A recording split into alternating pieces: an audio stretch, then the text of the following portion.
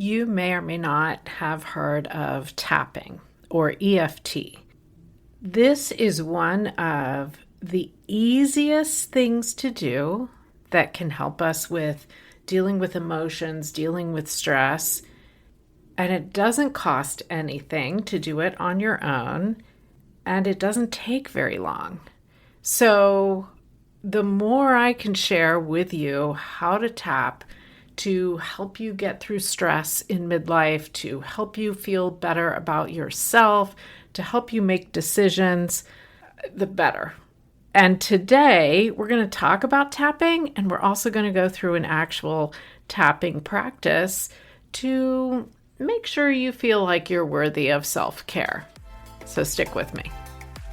Welcome to Mind Your Midlife, your go-to resource for confidence and success, one thought at a time. Unlike most advice out there, we believe that simply telling you to believe in yourself or change your habits isn't enough to wake up excited about life or feel truly confident in your body. Each week, you'll gain actionable strategies and, oh my goodness, powerful insights to stop feeling stuck and start loving your midlife. This is the Mind Your Midlife podcast. If we're going to talk about tapping, we need to talk about emotions and the power and importance of emotions. And my journey with emotions has not been a super quick and easy one, I must say. When I was in grad school, I was binge eating, and binge eating is not really the topic of today's episode, so I'm not going to go into it too much, but this is not just overeating. This is much more than that. It's different. And I knew that I needed help, and I knew that it was probably stress related, so I, through my grad school, went to see a counselor. And she was very, very helpful over time. And one of the things that she asked me fairly early on was, well, how do you feel about that? Whatever the situation was we were talking about. And I had no answer. I did not know how I felt. And it was such an extreme thing to the point of I couldn't even say mad or sad or happy. I had zero emotion about it. Now, of course, I really did have emotion. We all do. But I had shoved it down so deep that I couldn't even process what it was. And so, of course, that's what we needed to work on. It's not healthy if your body is in a situation where you are not allowing yourself to feel emotions.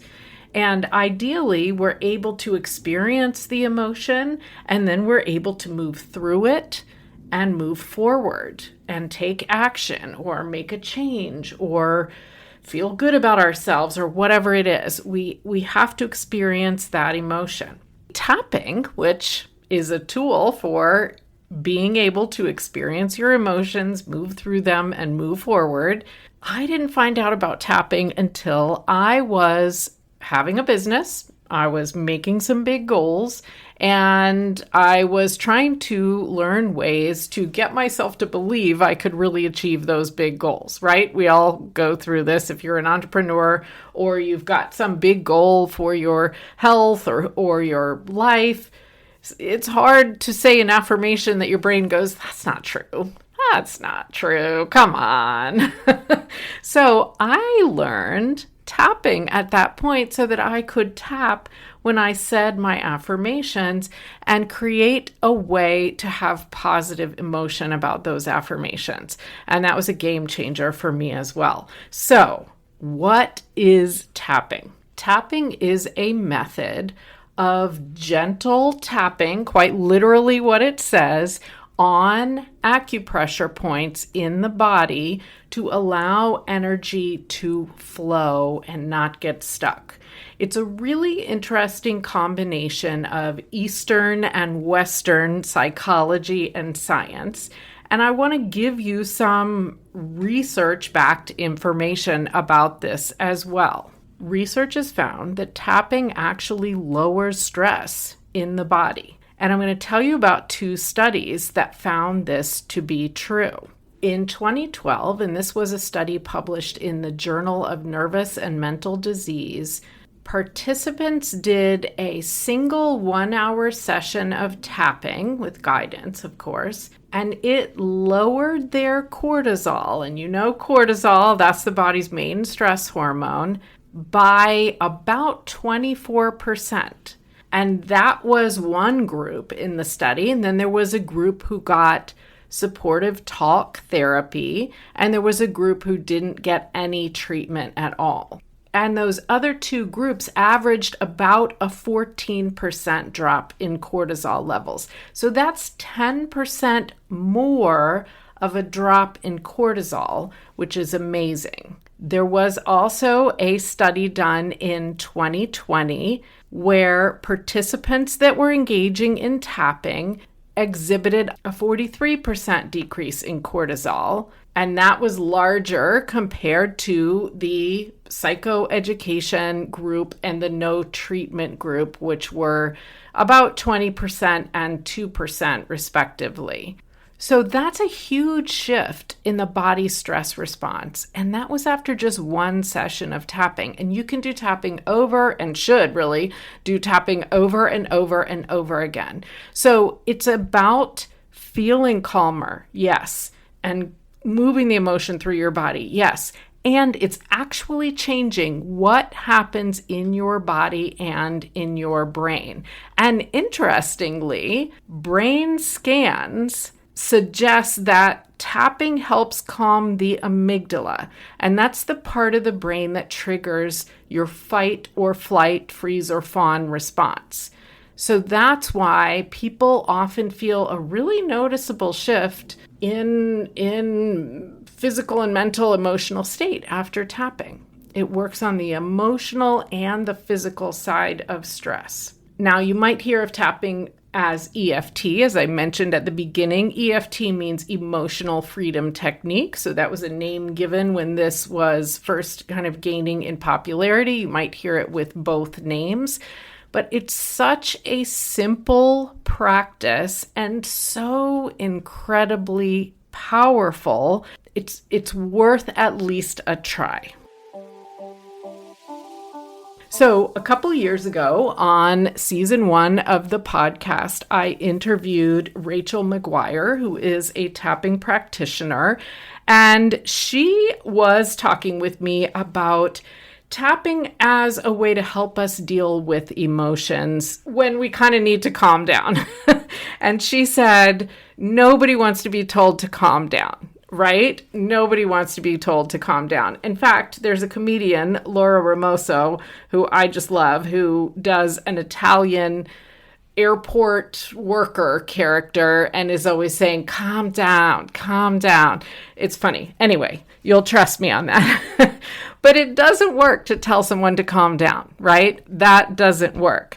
So how cool that we have a way to help our bodies actually calm down.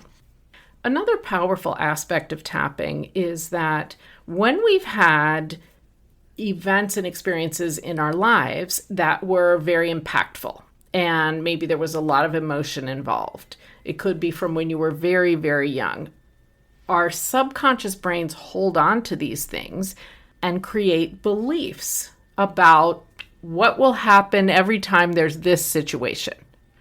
And that means we create safeguards. Either we're never going to let ourselves get into that situation without even realizing why, or we're immediately going to be defensive in that situation, again, probably not realizing why, or we're going to shut down. We're going to have a reaction when we get in this situation because we've saved information in our subconscious brain that there's danger or there's risk or I don't like this. And so tapping in that case can help us clear some of those safeguards, help us calm the amygdala. So we're reducing that fight or flight response. We're moving into the parasympathetic nervous system where our body is calm, also called rest and digest. We're not riled up. We're allowing our body, our emotion, our nervous system, our brain to work in its most efficient way. And we can then clear out some of the stress that we were feeling. Now, a lot of times other emotions will come up. So when I have done tapping with coaching clients, we typically start tapping on some practical change that the person wants to make, or some motivation, or some affirmation that they want to start to believe in. If it's a scenario that's a difficult scenario, sometimes when we start improving how we feel about that scenario, we've gone through a few tapping practices, other emotions start coming up. Sometimes when we move through a situation, there's hidden stuff in there. Maybe we thought we were mad about something and we kind of clear through that. And really what it is we're really sad about some aspect of that situation, and that other emotion might surface. And if you're anything like me, you're thinking, well, do I want to surface the sadness? Really? I get that. And when we can recognize these emotions and feel them and use tapping to allow the feeling of them to be a bit safer, according to our brain and our body and our hormones, then we can move through them. It's when we run from our emotions or tamp them down and not recognize them that they stay with us. And if you go back to one of the early Mind Your Midlife episodes from January, I'll remember to put it in the show notes, with Catherine Giovanni, when we were talking about forgiveness. We were talking about forgiveness because it's powerful for you, for your health, for your body, for your mental state, for your emotional state, to forgive someone else. It wasn't about them. It was about doing it for you so that you're not holding on to all that. And I'm talking to myself here too, because we all have to make sure that we are working through some of this. We all hold on to things like this. It's a normal human experience. So if we can experience emotion in a safe way, we can signal to our subconscious brain that it's okay to feel these emotions. Let's go ahead through it. Then we're going to be moving forward.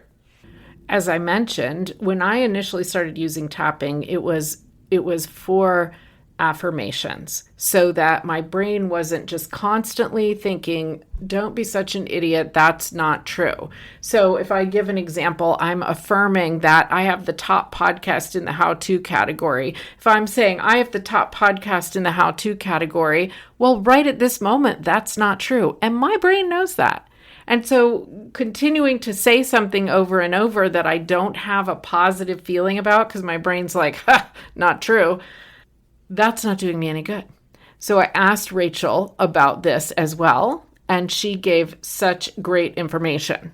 We go back to that safeguard on our brain that we have. And it's good that we have it because it means that our brain is not easily manipulated. It means that someone can't come in and just take over our brain. Good point. But with that can make visualizations and affirmations frustrating sometimes, because we're sitting there and we're telling ourselves, like, whatever it is, like, I can do this. I'm going to be successful in this. This is the life that is meant for me. Whatever we may be affirming and visualizing, but it's hitting this roadblock because our brain is smart and it says, no, you don't believe that. No, you don't feel that. And because of that, it rejects it. Our brain is very quick to reject it. So when we're tapping, once again, we're lowering that kind of safeguard by telling our brain and telling our body, no, this is safe for me to believe. This is safe for me to accept. This is safe for me to feel, even when that's positive emotions. And people think, why would my body not want to feel a positive emotion? Why would my body be rejecting that? But if it's a new feeling about a new circumstance, then it's new. And our body and brain like patterns. They love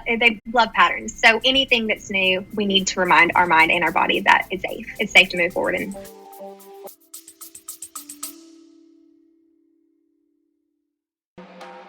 Want more support, more connection, and more mindset tools in your midlife?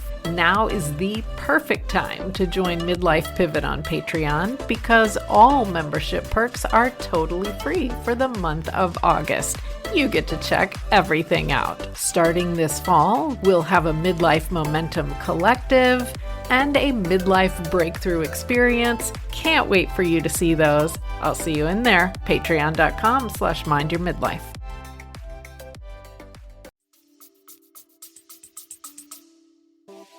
Okay, so we've talked through the benefits. Let's go into the detail. I'm sure you're thinking as you're listening to this, well, tell me exactly what the heck you're talking about. Okay, so it's a little bit more challenging on audio. I will make sure that I have a video version for you available within the next few days after this episode comes out. And I very much have multiple video versions of tapping practices available in Patreon. So come over to patreon.com/mindyourmidlife. Make sure you join the collective. You will get access to all of those tapping practices. You can do them along with me on the video as often as you like. Okay. So the way that I help clients to do tapping is going to use certain points on the body that we're tapping on. There are more than this. There are other ones. These are my favorites that I use. So we will always start with the karate chop point on the side of your hand. So if you think of doing a karate chop, the outside of your hand is what's going out first. And so you're tapping with a couple of fingers from your other hand on that outside edge of your hand. Just gentle tapping. Tap, tap, tap, tap, tap, tap, tap, tap, tap. That's the first point, the karate chop point.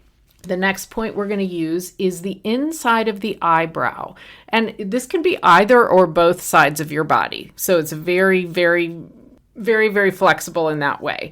So right now I have 2 fingers and I'm tapping on the inside edge of one of my eyebrows.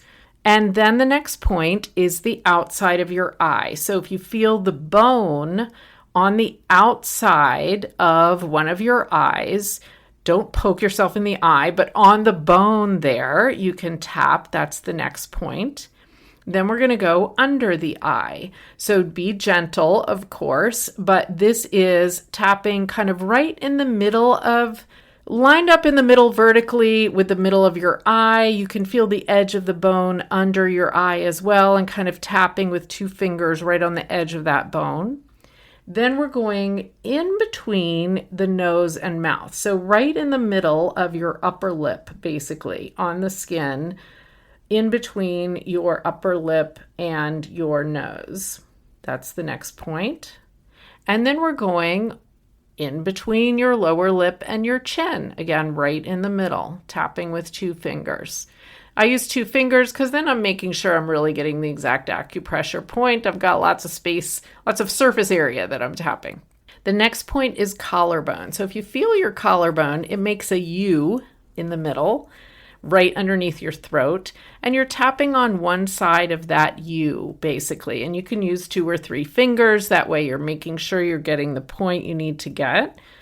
And then under the arm is next. And so this is about, if you put your hand under your arm, it's about the width of your hand down your side. And ladies, this is kind of where the side of your bra would sit. So you're tapping on your side underneath your arm, about a hand's width down from your armpit. That's under the arm. And then we're going to tap on the crown of the head. So right on top of your head. I tend to do this with 4 fingers, again, just making sure I'm hitting the point, so I give it plenty of surface area. And then we're going to wrap up again with the karate chop point on your hand. So you can do that just to calm yourself down without saying anything. Even, I told this to Patreon recently, even you can simply tap kind of secretly and calmly on the karate chop point of your hand. If you're getting worked up about something and you need to calm down, it will help. Even if you're just doing that and you're, under the table or you don't want people to notice, that will help. But today we're going to go through a practice for helping you to clear any limiting beliefs that tell you that you don't deserve self-care. And goodness, when we get to midlife, aren't there a lot of things pulling on us? Maybe you've gotten through the period of time where it felt like you were just caring for everybody all the time when your kids were young. And now maybe they're in college or they're out of the house or they don't need quite as much day-to-day, minute-to-minute care. Of course, they're in your heart, they're in your mind all the time, but the day-to-day obligations maybe have changed. And at the same time, you have body changes, you have work changes, you have retirement, you might have money concerns, you have aging parents, there's all these other things going on. So sometimes, imagine that, we don't think we're worth taking time for self-care. We don't think it's appropriate to prioritize that, or we don't think we've earned it. Any of those limiting beliefs that can be hidden in there. So if you are in a safe place to do it, if you're driving, you can listen along, but I don't want you to close your eyes, obviously, or focus on it too much. But if you're in a safe place to do it, we're going to go through this tapping practice together. Okay? So the first thing I want you to think about is, how true does the belief I have to earn self-care feel? Let's give it a number on a scale, 0 to 10. 0 means that doesn't feel true at all. Of course, I don't have to earn self-care. 10 means, yeah, obviously. So how strong are your emotions around this potential belief that you have to earn self-care? You have to earn it. You don't just get it. You don't just deserve it. You don't deserve to take care of yourself unless you've earned it. So give yourself a number. And then we're going to see whether that changes at all. Now, we want to kind of get into a calm state. So I want you to take a deep breath in through your nose, out through your mouth.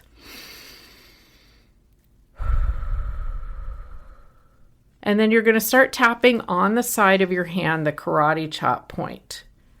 And we're going to repeat our statement as we're tapping on the karate chop point 3 times.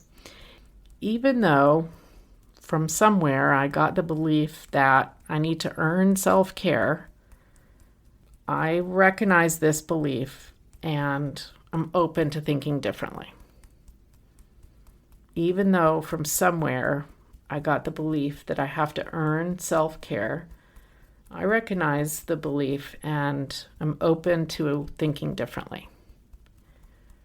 Even though somewhere I got the belief that I need to earn self-care, I recognize the belief and I'm open to thinking differently. Now we're going to go through the other points and I'll say them as I go. So inside of the eyebrow, I have so much to do. Tapping on the side of the eye, so many people depend on me. Under the eye, there's so many things I want to do. Under the nose, I feel like I should be further along by now. Under the mouth. And if I stop and take time for myself, that's not the right thing. Collarbone. I'm feeling so much guilt around taking care of myself or taking time for myself. Under the arm. I know it's really important that I need to do more. I need to do more. Top of the head. If I relax, I must be dropping the ball. And we'll go through the points again. Inside of the eyebrow. Maybe somewhere when I was younger. Side of the eye. I started to believe that I have to earn self-care. Under the eye. That is selfish to take time for myself. Under the nose. But I see what that causes in my life. Under the mouth. When I don't take time for myself. Collarbone. It's hard to move forward. It's hard to trust my gut. Under the arm. When I'm always so busy and I never stop. Top of the head. It's hard to hear what my heart and my brain are really telling me. Eyebrow. When I don't make time for relaxing, side of the eye, it's hard to move forward. Under the eye. When I'm not connected to myself, under the nose, and what I truly want under the mouth. But maybe I can start to be open to the idea, collarbone, that I don't have to earn self-care under the arm. It's a powerful piece of living my best life. Top of the head, when I take time for myself. Inside of the eyebrow, I get clarity that I need. Side of the eye, I feel calm and settled. Under the eye, I can read and feel my intuition, my gut instinct. Under the nose, I don't need to earn self-care. Under the mouth, it's something that everyone needs. It's a necessity. Collarbone, the more I take time for myself under the arm, the better I can show up for others. Top of the head, the more I take time for myself inside of the eye, the more I really love my life. Outside of the eye, the more I know I'm moving in the right direction.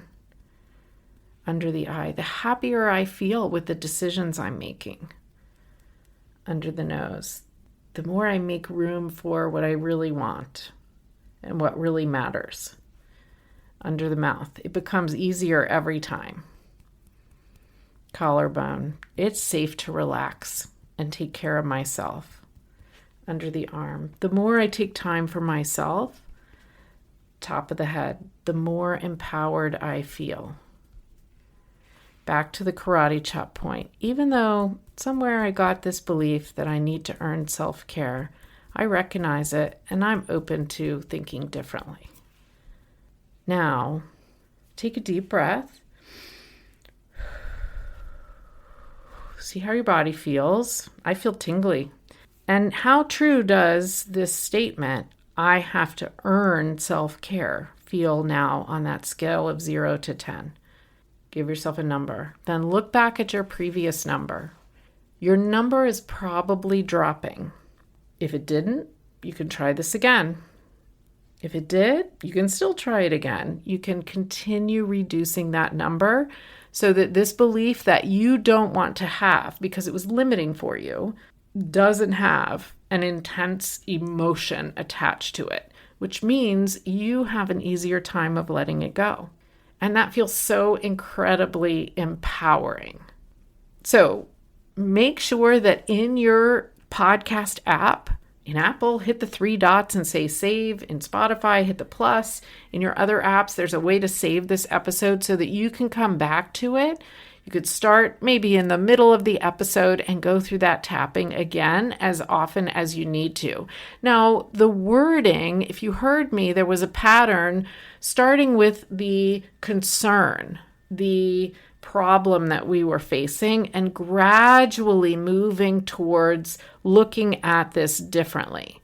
You might need to stay in the concern and just tap on the concern until your emotional response to it starts to minimize. You don't have to rush it. And this is why working with a coach will really help, because all of this, of course, can be personalized and powerful.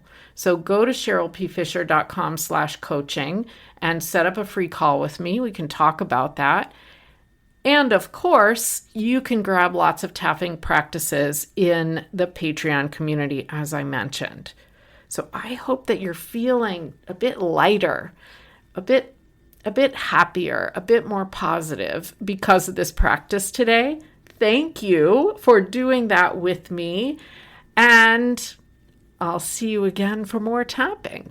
Now, make sure that you have hit the follow button, because coming up next week is such a fun episode. I have a comedian and comedy teacher joining me to help us add a little humor to our lives. Can't wait for you to hear that. And in the meantime, slow down, notice what's going on around you, what's going on in your head, and let's create something amazing.